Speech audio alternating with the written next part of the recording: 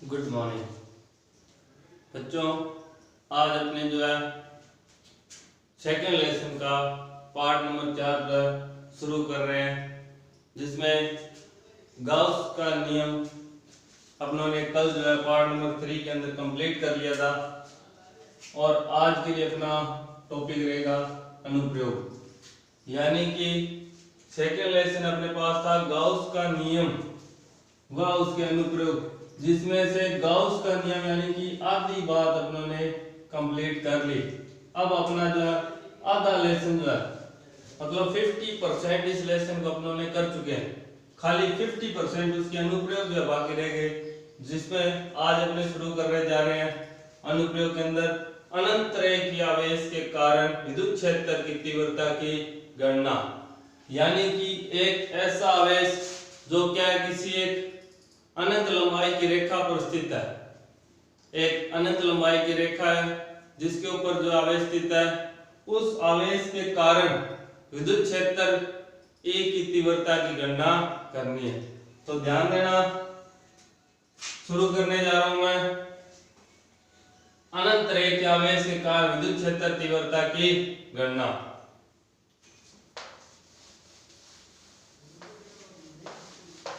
इसके लिए अपने को क्या करना है, एक अनंत लंबाई का रेखा लेनी है।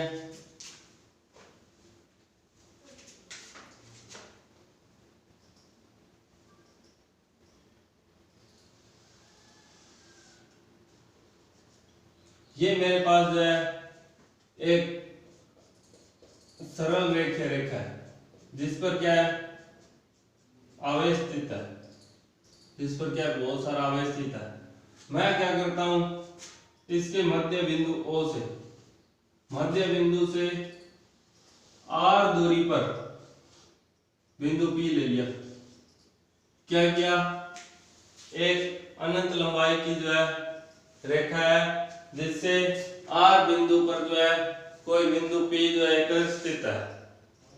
अब इस P बिंदु से तुम्हें इस रेखा पर स्थित आवेश की तीव्रता की गणना करनी है। ये मध्य बिंदु है, इस मध्य बिंदु से L लंबाई पर, मान लो यहां पर L लंबाई पर मैंने एक अल्पांश ले लिया dl। अल्पांश क्या आ गया dl। और सेम ऐसे ही इसी मध्य बिंदु से L दूरी पर इधर एक अल्पांश ले लिया dl। अब अगर मैं dl की तीव्रता निकाल लूं तो टोटल उसका संपूर्ण तीव्रता समाकलन करने से आ जाएगा। तो इसलिए मैंने क्या किया, एक ऊपर ले लिया L लंबाई पर, इसकी लंबाई कितनी है L। सेम ऐसे ही नीचे L लंबाई पर क्या है, एक अल्पांश ले लिया dl। अब यदि ये dl है तो इस dl से बिंदु P पर तीव्रता इस तरफ बाहर की ओर होगी, क्या आएगा dE, तीव्रता dE। सेम ऐसे ही इस बिंदु से P बिंदु की तीव्रता कितनी आ जाएगी, ये भी dE और आएगी इस तरफ। ठीक है, क्या था, ये इसका अनंत लंबाई की अपने पास एक रेखा स्थित है, जिस पर आवेश धनावेश स्थित है।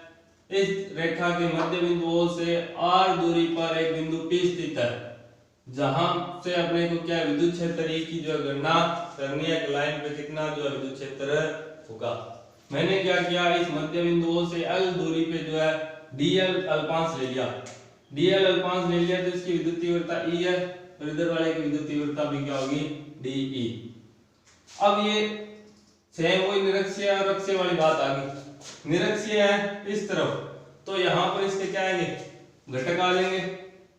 ये इसकी कौन सी दिशा है, x दिशा। x दिशा में घटक क्या होता है dE cos थीटा, और नीचे की तरफ इसका घटक क्या आएगा dE sin थीटा। सेम ऐसे इस dE के कारण इसी दिशा में घटक आएगा डी cos थीटा, और इसका ऊपर की तरफ y दिशा के अंदर घटक आएगा डी ई साइन थीटा। इतनी बात समझ में आई क्या? ये अपना जो है आज का सबसे वेरी इंपॉर्टेंट चीज है जिस पर आधारित अपने जो है विद्युत क्षेत्र E की गणना करेंगे और उसकी जो है दिशा का भी निर्धारण करना है। करना बहुत ही सिंपल सा है। अनंत रेखीय आवेश, एक अनंत लंबाई की जो रेखा उस पे एक आवेश स्थित है, उससे r दूरी पे P बिंदु स्थित है जहां से अपने को क्या करनी है, विद्युत क्षेत्र E की गणना करनी है। अब यहाँ पे ध्यान दो, सबसे पहले अपने बात करते हैं इसकी तीव्रता की। आप लोग जो है वो पूरी हेडिंग लिख लेना, मैं सीधा लिख रहा हूँ गणना। अगर गणना करनी है तो सबसे पहले अपने इसकी क्या निकालेंगे, तीव्रता E।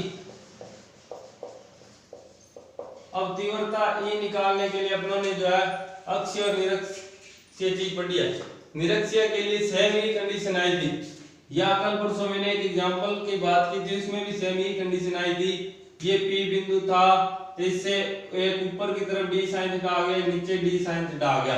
अब ये दोनों बराबर और विपरीत है, d sin थीटा एक ऊपर एक नीचे, दोनों बराबर और विपरीत होने के कारण आप क्या लिखोगे, y अक्ष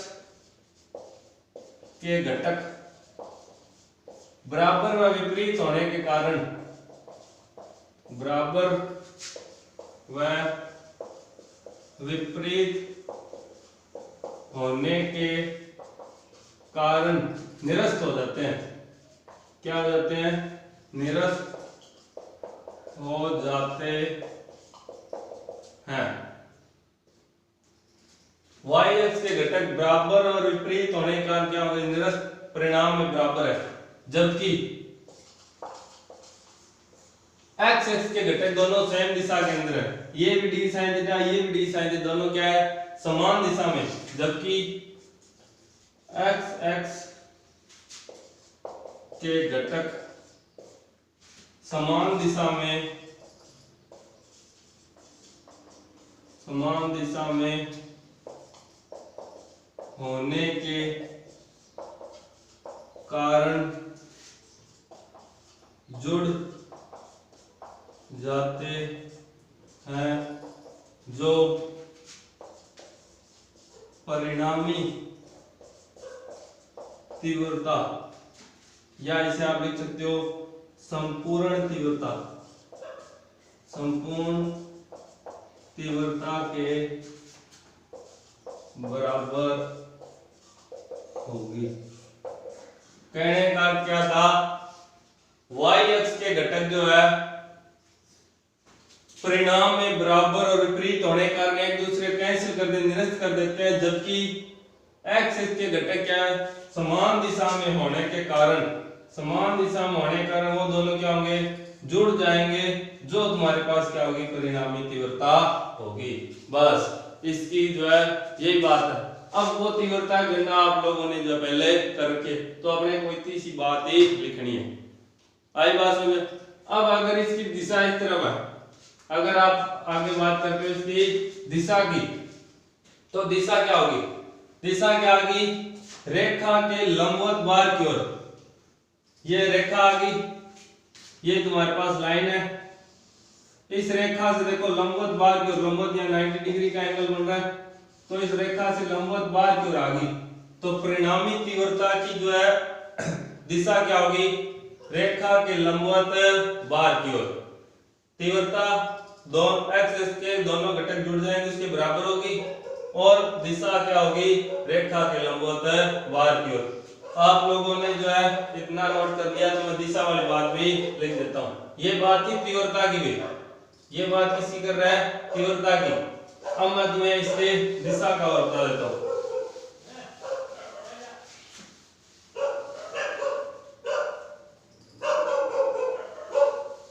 जब बात करते हैं दिशा की, E की दिशा यानी तीव्रता कौन सी दिशा में होगी, तो तीव्रता की दिशा क्या होगी, रेखा के लंबवत बाहर की और होगी क्या, ई की दिशा। ए की दिशा जो है रेखा के लंबवत बार की ओर होगी। तो ये तो बात थी एक अनंत रेखा में जब किसी रेखा पर स्थित है, क्या है, अनंत रेखा में क्या है, किसी रेखा पर स्थित है, तो उसकी जो है परिणामी तीव्रता उसके एक्स एक्सिस के घटकों के योग के बराबर और दिशा क्या होगी, रेखा के लंबवत बार की ओर। आई बात समझ में।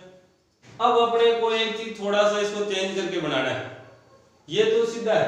अब अपने क्या लेना है, गाउसियन पृष्ठ लेना है। क्या लेना है, गाउसियन पृष्ठ। अब अगर तुम्हें याद हो तो गाउसियन पृष्ठ के लिए पहले दिन बाद मैंने बताई थी कि वो क्या है, किसी बंद पृष्ठ के लिए लागू होता है। गाउसियन पृष्ठ क्या हमेशा ही किसी बंद पृष्ठ के लिए लागू है। अब यहाँ पे कोई बंद पृष्ठ नहीं है। अब मैं क्या करता हूं, गाउसियन नियम लागू करने के लिए एक बेलनाकार गाउसियन बंद पृष्ठ लेंगे जिसकी एक रेखा पर आवेश तो इसी प्रकार स्थित होगा, बस वो क्या है, बेलनाकार गाउसियन पृष्ठ है। अब क्या लेना है, ये इसी के अंदर आगे चलता रहेगा बच्चों, ये इसी के अंदर ही आगे बात चलेगी, कोई नई हेडिंग नहीं है। आपको नीचे सीधा मानना है, माना बेलनाकार गाउसियन पृष्ठ लेने पर क्या है, देखना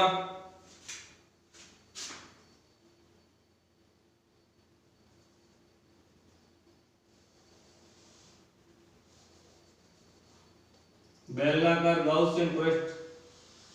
अब ये भी किसी रेखा पर ही स्थित है,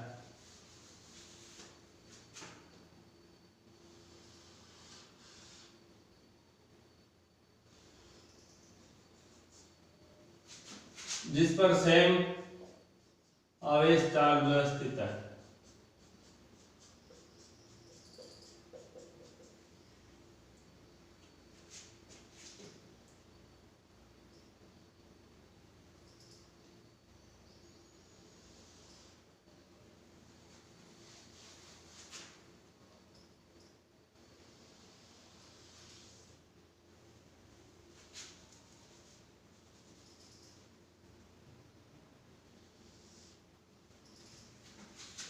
आप लोगों को ये भी चीज जो है साथ साथ में जो है नोट करनी पड़ेगी भाई। जैसे जैसे मैं बना रहा हूं वैसे वैसे आप लोग जो है करते जाएं। क्या किया, एक आर त्रिज्या का बेलनाकार पृष्ठ लिया, ये जो है आर त्रिज्या का बेलनाकार जो है वक्र पृष्ठ है, ठीक है, जिसकी एल लंबाई है। आर त्रिज्या का जो है एक बेलनाकार वक्र पृष्ठ आर त्रिज्या है, तो इस बिंदु से लेकर के यहाँ तक की बीच की इसकी क्या आ गई, त्रिज्या आर आ गई, जिसकी लंबाई अब कितनी है अपने पास, एल है। चीज जो है थोड़ा ध्यान से देखते रहना। क्या किया मैंने, एक बेलनाकार बंद पृष्ठ ले लिया, इसे आप क्या बोलोगे, गाउसियन पृष्ठ। गाउसियन पृष्ठ क्यों गाउसियन पृष्ठ है, क्योंकि अब ये क्या बंद आ गया, और बंद पृष्ठ है तो तुम्हारे पास क्या होता है, गाउसियन पृष्ठ कहलाता है। यहां लिख लेना, माना आर त्रिज्या व एल लंबाई का एक बेलनाकार वक्र पृष्ठ लेने पर आर त्रिज्या व एल लंबाई, स्मॉल एल ही लिखना पड़ेगा, एल लंबाई का एक बेलनाकार वक्र पृष्ठ लेने पर। अब अगर वक्र पृष्ठ ले लिया, अब इस पर ध्यान देना, इस पर तुम्हें क्या करनी है, तीव्रता की गणना करनी है।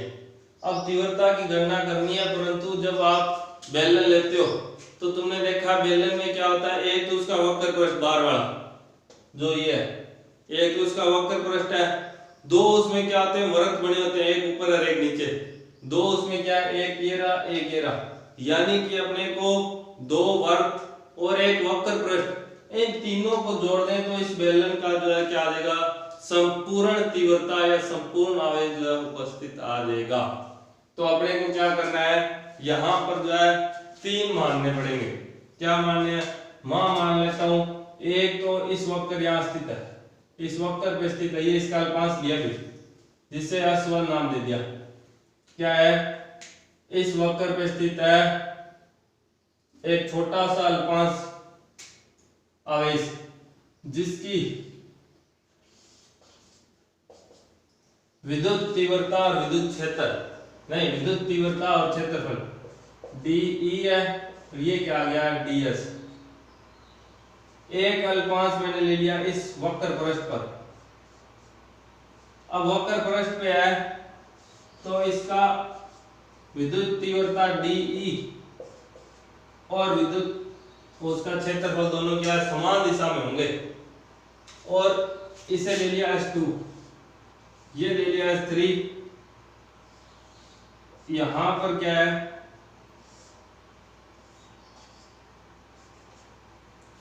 विद्युत तीव्रता तो DE इसी तरफ है और क्षेत्रफल क्या है, नीचे की ओर होगा। ये चीजें तीनों जो है थोड़ा ध्यान देना। क्या था, क्या लिखोगे, वक्र को 3 भागों में विभाजित करने पर क्या लिखोगे नीचे, वक्र को 3 भागों में विभाजित करने पर। क्यों किया, क्योंकि बेलनाकार वक्र पृष्ठ है, बेलनाकार है तो अपने संपूर्ण तो ऐसे निकाल नहीं सकते। क्या करते हैं, वक्र और 2 वर्तों को अगर अपने जोड़ देंगे तो इसका संपूर्ण चार्ज या संपूर्ण तीव्रता जो अपने पास प्राप्त हो जाएगी। इसीलिए मैंने क्या किया, 3 भागों में जोड़ दिया। 3 भागों में जोड़ दिया तो गाउस का नियम क्या कहता है,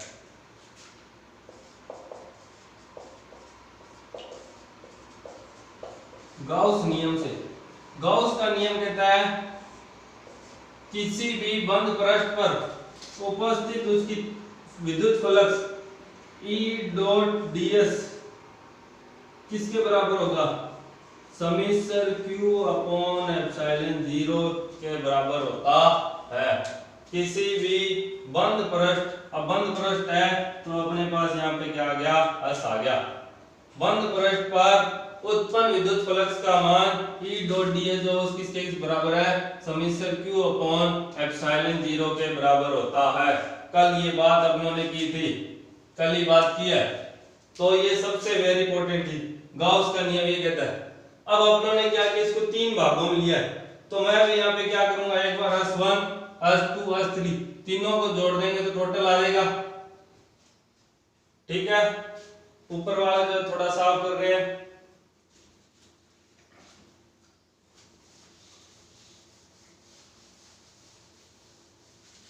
क्या करना है, तीनों भागों को अलग अलग जोड़ देना है। अब यहां पे आप क्या लिखोगे, संपूर्ण विद्युत क्षेत्र, संपूर्ण विद्युत क्षेत्र वो क्या होगा,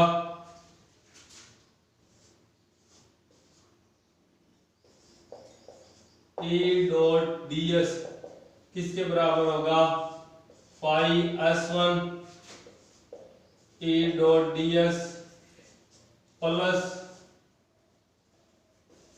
S2 E dot ds plus S3 E dot ds किसके बराबर है, समीकरण Q अपॉन एप्सिलॉन 0। देखो भाई थोड़ा ध्यान देना, क्या किया, इस S को मैंने, ये संपूर्ण पृष्ठ के लिए था, इसको मैंने 3 भागों में बांट दिया तो ये किसके बराबर, S1 S2 S3 रहेगा E डॉट ds। अब ये किसके बराबर, समीकरण Q अपॉन एप्सिलॉन 0, तो बराबर क्या लिखते हैं, समीकरण Q अपॉन एप्सिलॉन 0।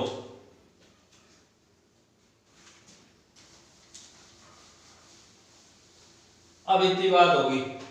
अब आगे तुम्हें क्या करना है, आगे चीज ध्यान देना है, S1 व S3 के लिए ध्यान देना S1 और S3, S1 ये रहा, S3 ये रहा, इन दोनों में E और S, DS और ES दोनों क्या है 90 डिग्री पे है, दोनों एक दूसरे क्या है लंबवत है। E डॉट DS अगर मैं डॉट हटा दूं तो साथ में क्या था cos थीटा, या आपने यहां पे ऐसे लिख सकते हैं DE लंबवत है DS के, DE और DS दोनों एक दूसरे क्या है लंबवत है, लंबवत है तो थीटा कितना आ गया 90 डिग्री, थीटा 90 आ गया तो cos 90 कितना होता है 0, cos 90 कितना होता है 0। S1 और S3 के लिए ये बात ओनली। अब अगर मैं यहाँ पर थीटा का मान 0 रखूंगा तो S1 और S3 दोनों क्या हो जाएंगे 0 हो जाएंगे। S1 और S3 के लिए D लंबवत है DS के, तो theta equals to 90 degree, cos 90 कितना होता है 0। एक काम करो, इसको अपने जो है समीकरण एक नाम देते हैं, थोड़ा आसान हो जाएगा, ठीक है। परंतु अगर अपने बात करें S2 की, S2 के लिए DS और D दोनों क्या है समान दिशा में, समान दिशा में है तो थीटा बराबर कितना होगा 0 डिग्री और cos 0 कितना होता है 1, यानी कि अगर मैं इस थीटा के अंदर 1 रखूंगा तो क्या आ जाएगा EDS। अब आपको नीचे क्या लिखना है, समीकरण 1 में मान रखने पर S1 और S3 की जगह पे 0 रखना है, S2 के लिए क्या रखना है 1 रखना है, ठीक है। तो ऊपर जो है आप नीचे लिख, यहाँ पे चलो मैं लिख देता हूं क्या करना है, समीकरण 1 में मान रखने पर, समीकरण 1 के अंदर मान रखो,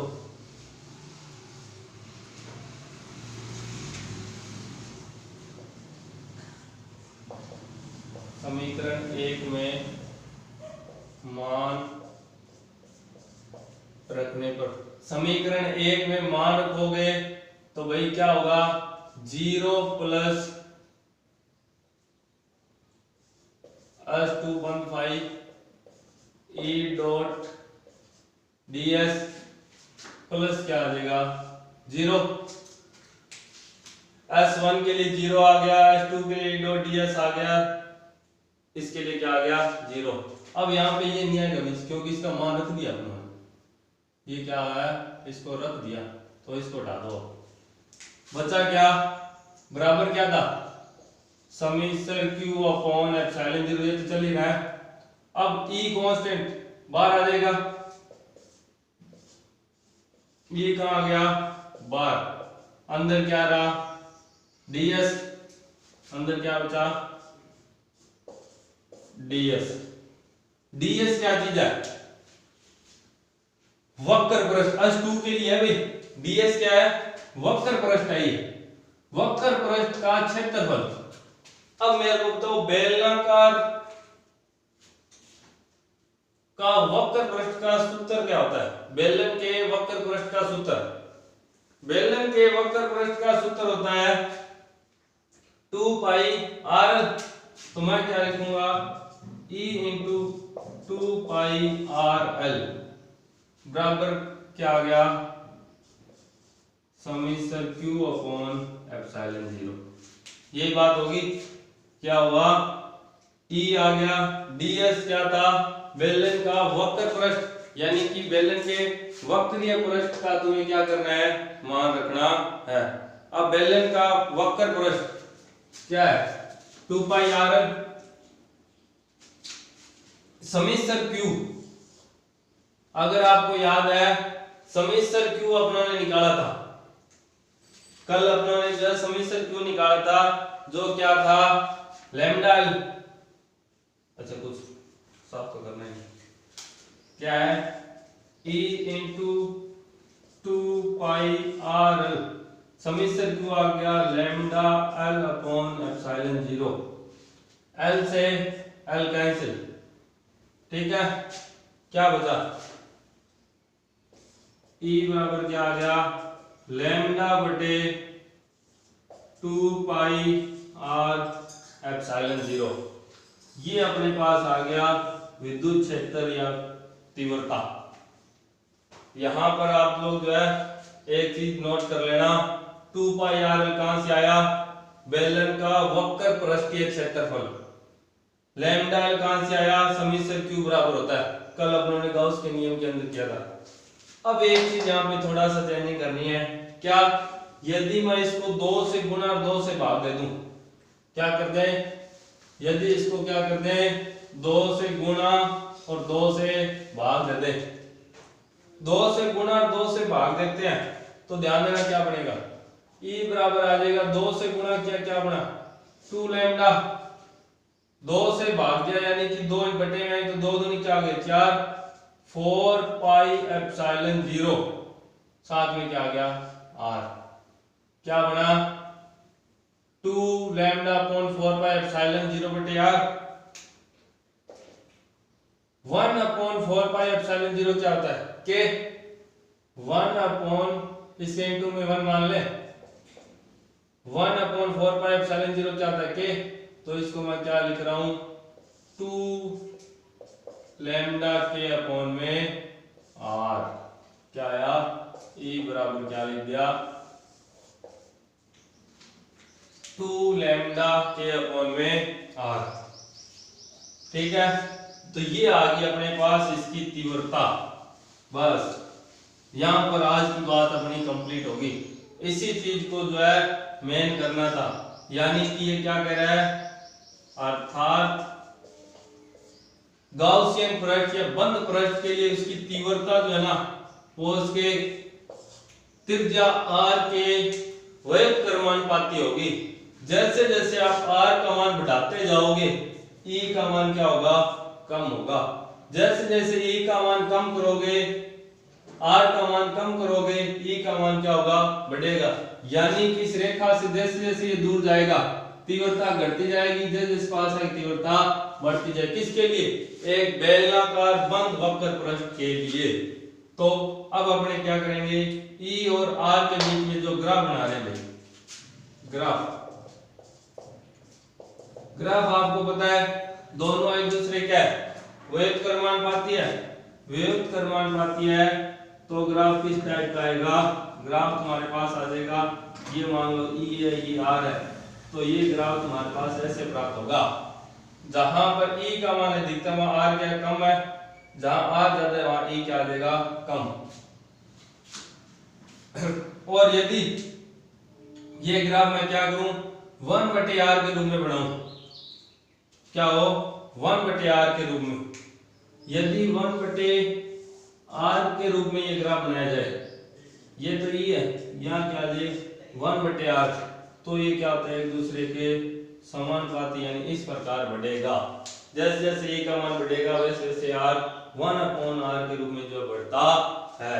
तो ये अपने जो है आज की बात जो है कंप्लीट होगी। क्या था, अनंत रेखीय आवेश के कारण जो है किसी रेखा पर विद्युत क्षेत्र की तीव्रता की गणना करनी है। तो अगर सीधी रेखा है तो वहां पे क्या होगा, उसके अक्षों के घटकों के योग के बराबर आ जाएगी।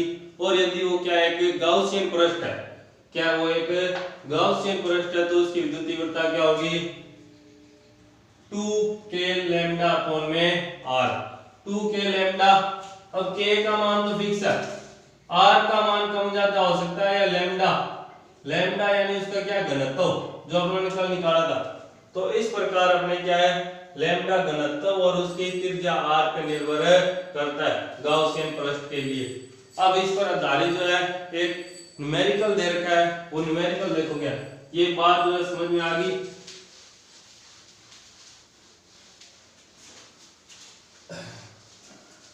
एक चीज थोड़ा ध्यान देना भी, क्या है कि कई बार क्या है तुम्हारे, अब जैसे मैं तो अपने हिसाब से सीधा मान लेता हूं, परंतु बुक के अंदर क्या उनके नाम अलग दिए होते हैं, या जैसे दूरी है x मान ली, r मान ली, तो ये थोड़ा जो है इसमें कोई दिक्कत नहीं है, बस कुछ मानना है जैसे जो मर्जी मान लो चाहे, इसमें आपने कुछ और माना है, बुक ने कुछ और माना है, मैं कुछ और मान लूं, तो ऐसी कोई दिक्कत वाली बात नहीं है। आप कुछ भी मान सकते हैं, बस लास्ट में आंसर जो है। अब जैसे मैंने क्या लिखा था, E बराबर 2k लैम्डा अपॉन में r।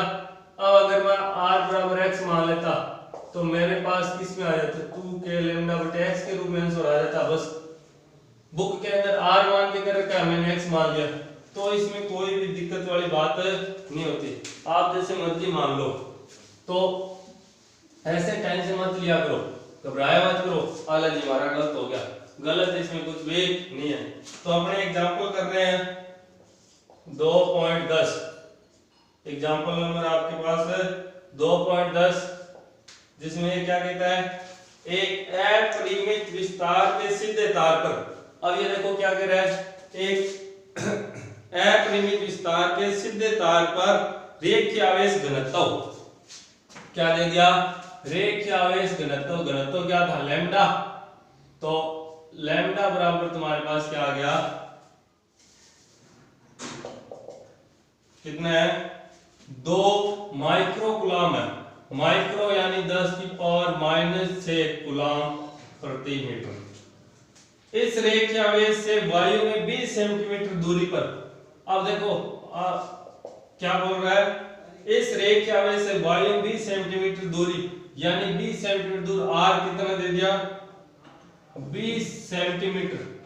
सेंटीमीटर को मीटर में करोगे क्या कर दोगे, इंटू 10 की पावर -2, क्या आ गया, मीटर।